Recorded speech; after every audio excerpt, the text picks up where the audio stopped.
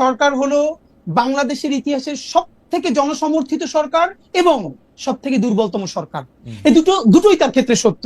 সে সব থেকে জনসমর্থিত সরকার, গণ অভ্যুত্থানের সকল স্টেক তাকে বসিয়েছে, এবং সব থেকে দুর্বলতম সরকার এই অর্থে যে এখানে সে কন্ট্রোল নিতে পারে না।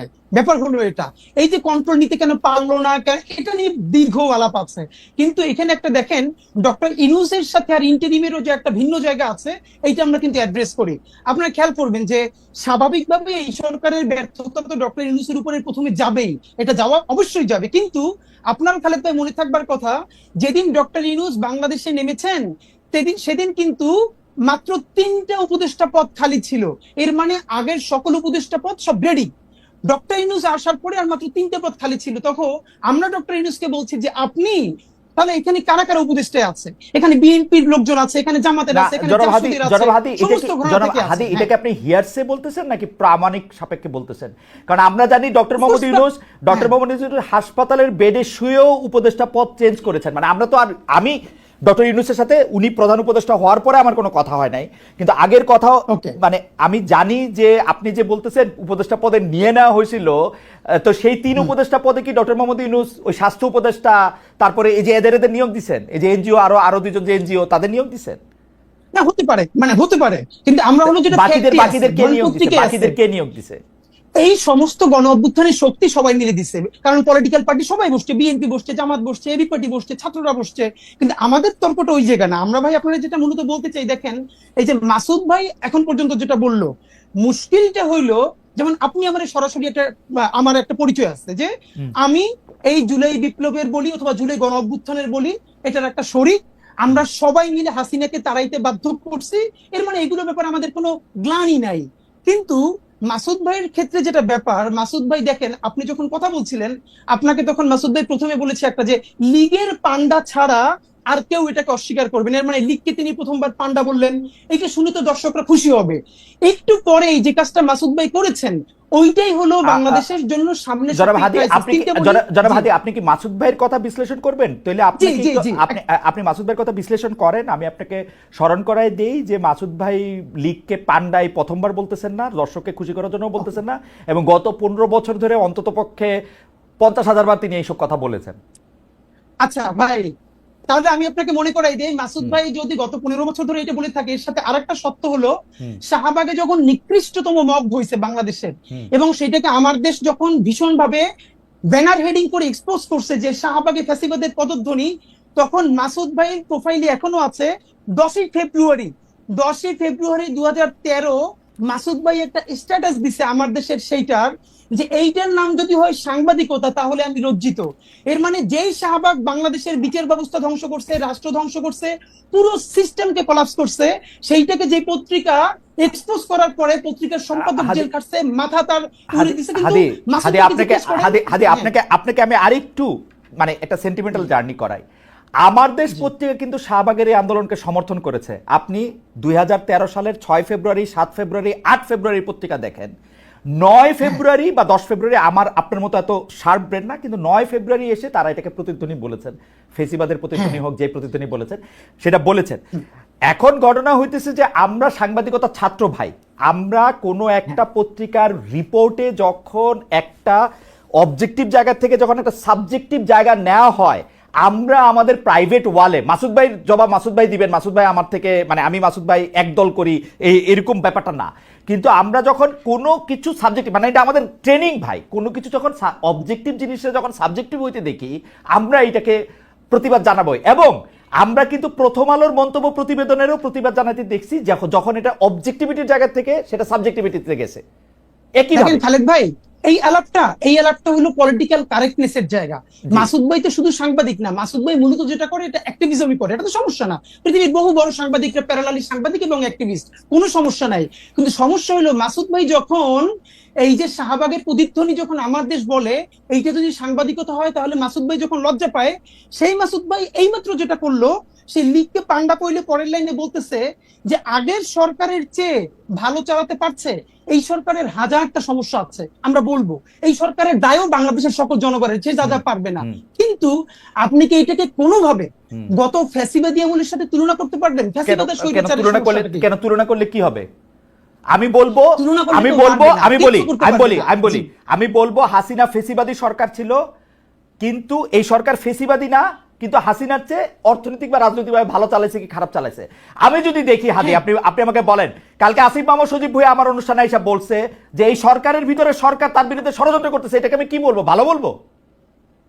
না না আপনার আমি বলবো ও আয়সা বলছে ও আয়সা বলছে যে ডিজিএফআই তার জায়গা থেকে ছবি তুইলা এজেন্সি করে বিদেশে পাঠাইতেছে, আমি এটাকে ভালো বলবো এই সরকারকে? যখন আমি জানি যে ডিজিএফআই হচ্ছে, যখন আমি জানি যে ডিজিএফআই হচ্ছে ডক্টর মোহাম্মদ ইউনূসের আন্ডারে। খালেদ ভাই, এই সরকারের সবথেকে বেশি সমালোচনা ইনকিলাব মঞ্চের চেয়ে বেশি কেউ করে নাই, শব্দ ধরে ধরে বাক্য ধরে ধরে গত একটা বছর। আপনি জাস্ট পত্রিকা দেখেন, আপনি মিডিয়া দেখেন, কিন্তু প্রবলেম হলো আপনি যখন ফ্রেমিংটা, আপনি যখন একটু আগে বললো না যে এই যে ভাই একটু আগে বললো যে আপনি যখন জিজ্ঞেস করলেন মাসুদ ভাইকে যে তাহলে এর আগের যে ওই যে বর্তমান যে উত্তরের মেয়র সে যোগ্য না, তাহলে আসলে যোগ্যতাটা কি? তখন ভাই বলল যে ধরে নিচ্ছি তারা চোর, মানে ধরেন খোকা ভাইয়ের কথা বলেছে, আদিক সাহেবের কথা বলেছে, এর মানে মাসুদ ভাই বলছেন ধরে নিচ্ছি চোর, এর মানে কি চোর ধরে নেওয়া লাগবে? তারা চোর না, না না যারা দিনে না, ভোট আপনি রাতে আপনি করছে, ভোট ধ্বংস করে ফেলছে, তারা চোর হাদি না। আমি আপনাকে বলি, আপনি অনেক জনপ্রিয় মানুষ, প্রচুর লোক আমাদের এখানে আপনাকে দেখতেছে, কিন্তু আপনি কিন্তু মানে আমি জানি না মানে আপনি খেয়াল করতেছেন কিনা, ধরে নেই চোরের পাশাপাশি উনি যেই কথার উপর স্ট্রেস দিছেন সেইটা হচ্ছে যে উনারা একটা সিস্টেমের মধ্যে আসছেন, ভোট বা ভোটের নামে প্রহসনের নামে, ভোটের নামে প্রহসনের নামে, আর উনি আসছেন আর আর আর এজাজ সাহেব আসছেন কালকে। কালকে আসিফ মাহমুদ সজীব ভাই বলছে যেটা সরকারের উপদেষ্টা পরিষদ সিদ্ধান্ত নিয়েছে আমাকে দিয়ে, মানে আমি এটা এক্সিকিউট করছি মাত্র। এখন খালেদ ভাই, এটা কি আপনার কাছে ভালো সিস্টেম লাগতেছে হাদি? আমার কাছে ভালো উত্তর আছে, জি, আমার বলেন। কাছে ভীষণ ভালো উত্তর আছে, আমি বলেন, দিব বলেন। না। যদি আমি সরকারের স্পোক্স পারসন হইতাম আজকে, আমি যদি শফিক ভাই হইতাম, অথবা আমি যদি এনসিপির মুখপাত্র হইতাম, তাইলে আমি উত্তরগুলো দিতাম। কিন্তু আমি যেহেতু ইনকিলাব মঞ্চের মুখপাত্র, এই সরকারের আমি তো হাজারটা ক্রিটিক করি, Okay. সুতরাং আমি তাকে ডিফেন্ড করব না। আমি শুধু বলে নিচ্ছি যে এই যে শব্দগুলো চয়নের জায়গা, যে ধীরে ধীরে যেরকম ন্যারেটিভ Okay. নির্মিত হয়, আমি শুধু এই জায়গাটা ফোকাস আমি আমি আমার মনে হয় যে আমি হাদি সাহেবকে বুঝতে পেরেছি। আমি কামাল ভাই আপনার কাছ থেকে একটু জানতে চাই, এইটা কিন্তু সত্যি কথা, আপনি মাঝে মাঝে যেহেতু আপনি অনেক জনপ্রিয় মুখ, আপনার কথায় শব্দ চয়নে অনেক সময় মনে হয় যে আপনি আওয়ামী লীগকে এই সরকারের থেকে ভালো বলতেছেন, আওয়ামী লীগ আপনার দ্বারা বেনিফিটেড হতেছে, এইটাও মনে হয়। এবং আপনি হাদিকে শুনেছেন, আমার কোনো প্রশ্ন এই পর্যায়ে নাই, আপনি যদি এটাকে একটু অ্যাড্রেস করেন। সরি, দেখেন আমি বলি আপনাকে, জি আমি কিন্তু মানে এখানে হাদি যে কমপ্লেনগুলো আমার বিষয়ে তুলেছেন, আমি খুব খুশি হয়েছি। খুশি হয়েছি এই কারণে, এই প্রশ্নগুলোর আমি আসলে জবাব দিতেই চাই, কিন্তু দেওয়ার সুযোগ পাই না। মনে করেন আমি যদি হুট করে বলি, বলবো যে ভাই তোমার তো কেউ জিজ্ঞাসা করে না, তুমি এটা বলো কেন? তো এটা কি ঝামেলা? তো প্রশ্নগুলির উত্তর দেওয়া আসলে দরকার। আমি একটা একটা করে বলি। প্রথমত বলি, শেষ থেকে বলি, যে এই সরকারের চেয়ে আওয়ামী লীগ সরকার ভালো, এটা আমি কখনো উচ্চারণ করিনি এবং ঘুণাক্ষরে চিন্তাও করি না। আমি চিন্তাও করি না, এটা আমার চিন্তার বাইরে। কারণ এই সরকার খারাপ কিছু করলে আমরা বলতে পারতেছি। আমি ডক্টর ইউনূসের কোনো একটা কাজ পছন্দ না হলে আমরা বলতে পারতেছি। হাসিনার সরকারের সময় আমরা সরাসরি বলতে পারতাম না, আমিও বলতে পারতাম না। আমি অনেক কিছু বলছি, আমি হাসিনা গভর্নমেন্টের বিরুদ্ধে, তার কর্মকাণ্ডের বিরুদ্ধে, বিভিন্ন কাজের বিরুদ্ধে অনেক কিছু বলছি, কিন্তু এখন যেভাবে সরাসরি বলি, এতটা সরাসরি বলতে পারতাম না। কারণ আমার কিন্তু কেউ থ্রেট দেয় নাই। আমি আবার বলি আপনাকে, আমার এই হাসিনা সরকারের আমলেও কেউ কখনো থ্রেট দেয় নাই, এই সরকারের আমলেও আমার কখনো কেউ থ্রেট দেয় নাই। আমি বলেন যে দেয় না, আমাকে বলে হাসিনা সরকার আমলে থ্রেট দেয় নাই, তার মানে তুমি তলে তলে আওয়ামী লীগ আসিলা, তাহলে তো এই সরকারের আমলে তো আমার কেউ থ্রেট দেয় নাই, তাহলে আমি তলে তলে এর সঙ্গে আসি না রে না। ভাই, কামাল ভাই, আমি যে কামাল ভাই, কথাটাই আমি বলি, আমি একটু যোগ করি, হাসিনা সরকার আমলে এটা ভয়াবহ ছিল, কারণ আমি যেহেতু এই বিজনেসে আসি, মানে সরি এই চাকরিতে আসি 28-29 বছর ধরে, আমি কিন্তু খেয়াল করি। কামাল ভাই, আপনি দেখেন এখন কিন্তু যে কোনো টেলিভিশন, যে কোনো আপনাকে ডাকতে দ্বিধা করে না, বরং আপনাকে চায়, আপনি সময় দিতে পারেন না, যদিও আপনি সরকারের প্রতি অনেক বেশি ক্রিটিক্যাল।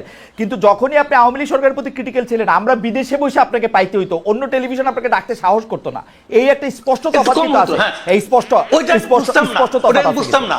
জি, আমি ওটা আমি বুঝতাম না, কিন্তু আমি যেটা বুঝতাম, আমি বলি আমাকে 2-1 বার ডিজিএফআই থেকে কফি খাওয়ার দাওয়াত দিছে, রাইট, আগের আমলে, বাট আমি যাইনি। আমি বলছি আমার সময় নাই। তারা কিন্তু আমার সাথে অভদ্র আচরণ করে না, ধমকায় নাই। এখন তাই বলে কি ওদেরকে আমি সমর্থন করি? নো, কোনো বিবেচনাতেই করি না। এবং আমি আবারও তো বললাম যে আমি এই সরকারের চেয়ে ওটাকে ভালো, বেটার, এটা মনে করার কথা আমি চিন্তাও করি না। কারণ ওই সরকারে এত এত সমস্ত লোক ছিলেন, সরকার খোদ সরকার প্রধান থেকে শুরু করে শেখ হাসিনা সম্পর্কে আমি যে সমস্ত কথাবার্তা বলেছি, হাদি হয়তো ভুলে গেছে, হয়তো অন্য কিছু নিয়ে ব্যস্ত ছিল, আমার মতো ক্ষুদ্র মানুষের কথা তার খেয়াল করার দরকার নাই। কিন্তু আমি আবারও বলি যে আমি কখনোই তাদেরকে, মানে আমি মনে করি বাংলাদেশের সবচেয়ে বড় ক্ষতিটা শেখ হাসিনা এবং তার আশেপাশের লোকজন করে দিয়ে গেছেন ভাই। এটা রিয়েলিটি, এটা মানতে আমার কোনো দ্বিধা নাই। আগেও ছিল না, এখন। এখন আমি টু দ্য পয়েন্ট একটা প্রশ্নের জবাব দিই, যে প্রশ্নের জবাব আপনি কিছুটা দিয়েছেন। সেটা হলো যে শাহবাগের ওই আন্দোলন নিয়ে, ওইটা নিয়ে ওই সময়ে ইনকলাবের যে জিনিসটা হয়েছে, আমি ওইটাকে জার্নালিজম মনে করি না। না ইয়াতে আমার দেশ পত্রিকায় আমি মনে করি আমার দেশ, সরি ইনকলাব তো আমার দেশের, ওটাকে আমি জার্নালিজম এখনো মনে করি না। আমি মনে করি অ্যাক্টিভিজম এবং জার্নালিজম দুটো ডিফারেন্ট জিনিস, টোটালি পার্থক্য, মানে আলাদা জিনিস একটা। উনি যেটা করেছেন, মাহমুদুর রহমান সাহেব, উনি আসলে সাংবাদিক না তো ভাই, এটা বলে লাভ নাই। উনি কমন সেন্স দিয়ে সাংবাদিক।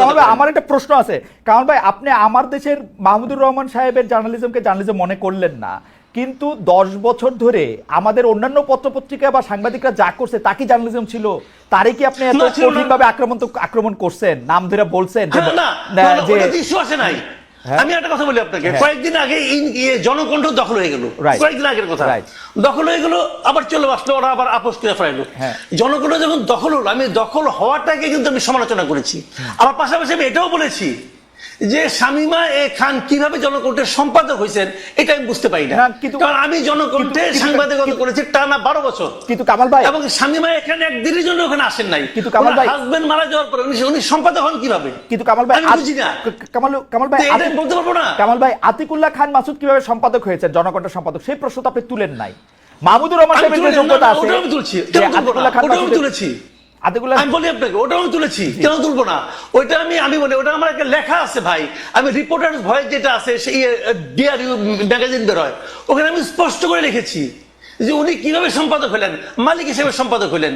সবাই তারা মেনে নিছে, তখন আমি জুনিয়র রিপোর্টার, আমি মেনে নিছি, বলেছি আমি ওখানে। এটা কেন বলবো না ভাই? বাংলাদেশে তো সবাই, বাংলাদেশে তো সবাই মালিক সম্পাদক। আনার হোসেন মঞ্জু কিভাবে সম্পাদক হলেন ইত্তেফাকের? আচ্ছা, এখানে একটা কথা আছে, কথাটা হলে কেন বলি আপনাকে, শাহাবুদ্দিন সাহেবের আইনটা করার আগ পর্যন্ত তো সম্পাদক হইতে কোনো বাধা ছিল না, ওটা তারা আইনগতভাবে পারত। পরবর্তীতে আইনটা অন্যরকম কঠিন হয়েছে।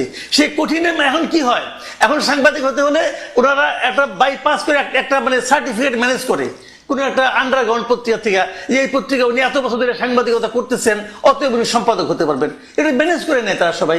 এবং আমার ধারণা তারা এইভাবেই সম্পাদক হয়েছেন।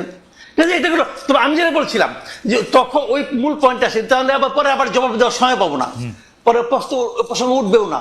এটা হলো আমার দেশের ওই হেডলাইন, ওই নিউজটা আমি পড়েছি ভাই, ওইটাতে যেটা ছিল দ্যাট ওয়াজ নট জার্নালিজম, কথা পরিষ্কার। ওই উনি যে প্রিডিক্ট করেছেন, উনি যেভাবে লিখেছেন, ওইটা ছিল অ্যাক্টিভিজম। এবং ওই activism maybe right, maybe not right, সেটা অন্য হিসাব, ওই আলোচনা আমি যাচ্ছি না, কিন্তু ওটা জার্নালিজম না। আমি সেটাই বলেছি যে এটা যদি সাংবাদিকতা হয় তাহলে ভাই আমার অবজারভেশন এটা, আমি কিন্তু আমার ওখান থেকে। কামাল ভাই, সাংবাদিকতা তো পৃথিবীতে বহু রকম, আপনি একরকম সাংবাদিক, আমি আপনি দুজন ক্লাসেই পড়ছি যেটা বহু রকম আছে। আপনি এটা সাংবাদিকতা না, এটা কেমনে বলবেন মাসুদ ভাই? না, আমি এখনো যেটা, অনেক সাংবাদিকতার ধরন আছে, অনেক সাংবাদিকতার স্কুল আছে, এক এক স্কুলিং এক এক রকম, কোনো সমস্যা নাই। আমি তো আমার স্কুলিংটা নিয়ে বলবো, আমি যেভাবে শিখেছি, আমি যেভাবে ভেবেছি, আমার ভাবনার সঙ্গে যায় না, অত আমি বলছি না। কিন্তু